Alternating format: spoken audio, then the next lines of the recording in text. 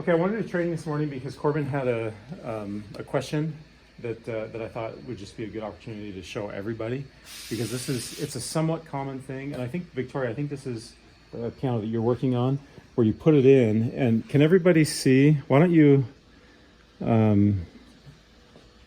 let's see, if you look at it, it's more obvious if you look at it this way, that the orientation, when the key is on, the orientation of the key will be like this, but this whole key is warped kind of at that angle there. Can you see that? Can you see how it's twisted? The whole thing is twisted.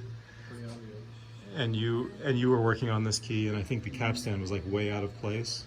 Yeah, so when You see that? repairing and spacing, there's only so much you can do, because if the capstan was like way out of its place, Yeah. also it was really tight against the neighboring key, and the neighboring key was straight, so I couldn't move that one without messing it up. So it was just a problem. Okay. Then I just noticed that okay, it's the key top that's good, not the whole key. Well, it looks like the key top. He's fixing the key top. He's going to square that up. So he squared this with that and that. So he'll run this through the router. Right now it's totally slanted, but when he runs it through the router, it'll square it up so it's not slanted on the front.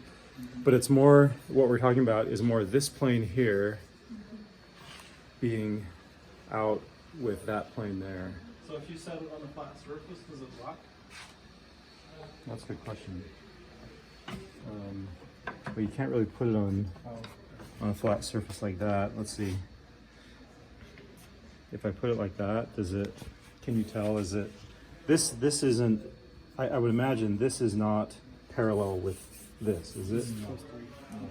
So is it like this? Okay, so that's the issue. So, so the person that figured this out is actually a guy named Joe Foreman who used to work here years ago. Do you remember Joe? Do you remember Joe? Yeah, he came up with this. So it's a brilliant solution. It's essentially doing the same thing that we do to shanks to keys, meaning we heat them up and they just kind of stay. So the way he figured out to do this, I think I'll go, let's see, I think I'll clamp it here, because this plane here where the clamps are is, we want to keep this straight, and it's over here that we want to warp back to straight up and down. So you can imagine if we were to put it in the keyboard right now, if this were, and you would, in order to get the key straight, you'd have to put your screwdriver here and bend the pin that way, and that would no, sorry, the other way. You'd have to go this way, and that would straighten out the key, but then the problem is the capstan would be off to the right. Yeah. Okay. And this whole thing, and this would probably, the bottom of this would probably touch its neighbor, and the top of this would probably touch the neighbor. Is that what's going on? Something like that? Okay. All right. So I think the warping, where we have it straight here, we want to align this whole thing here with this here. So I'm going to kind of focus in this area. This is kind of damp. So I'll put this on, and I'll try to kind of avoid the bushing.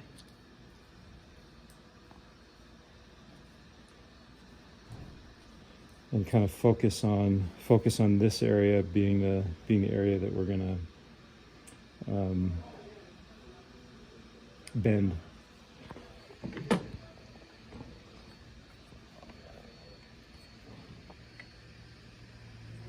Okay, so that's looking better, right? But it's not quite there. So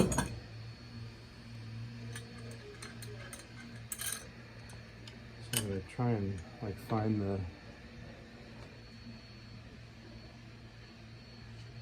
How's that look? Pretty straight?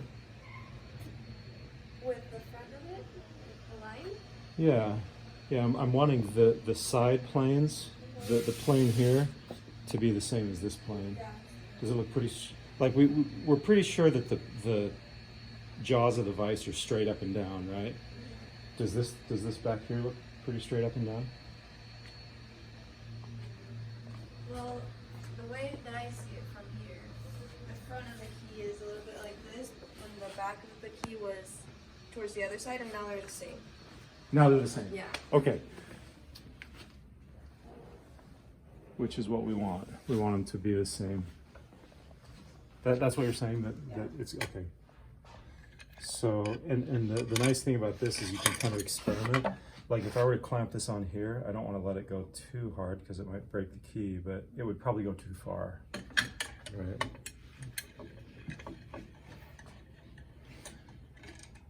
And I guess you could even like do minor weight shifts by changing the orientation of the clamp, even. Not just where you place the clamp, but how you place the clamp.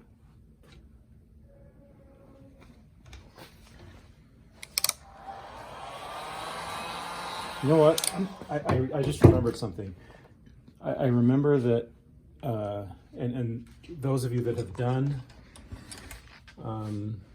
shanks, you know that when you burn it, you get it to where you want it, but then it kind of goes back slightly. Like it goes back maybe a quarter of how far you turn it. I just remembered that. Same thing happens here. So that's why I moved the clamp out. Now does it look like it's a little bit too far?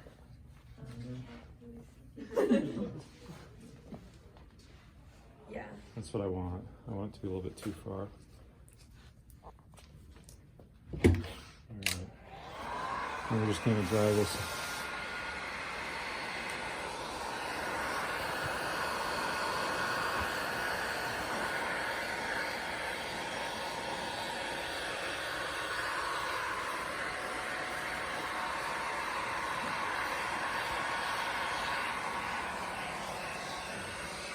And we want to keep it moving because we'll scorch the wood, right? This is like super crazy hot.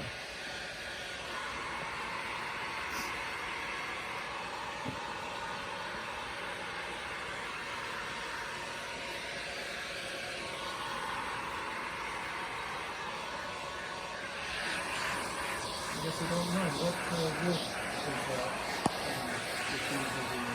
I'm not sure. It's softer than maple. Beech, I think. I don't know.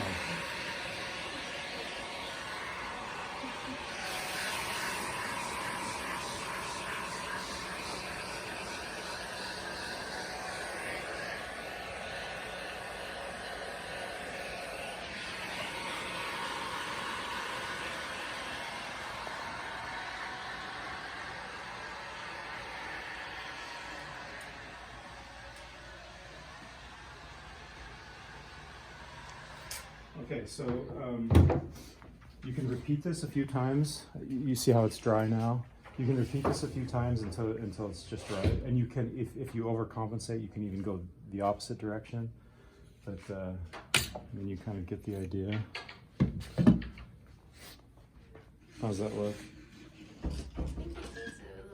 little bit more. Yeah. Okay. So Corbin, I'll leave the rest up to you. So repeat it. I don't know, once or twice or Alrighty. 3 more times if you have to. Okay. Okay. Will do. All right. All right. That's it.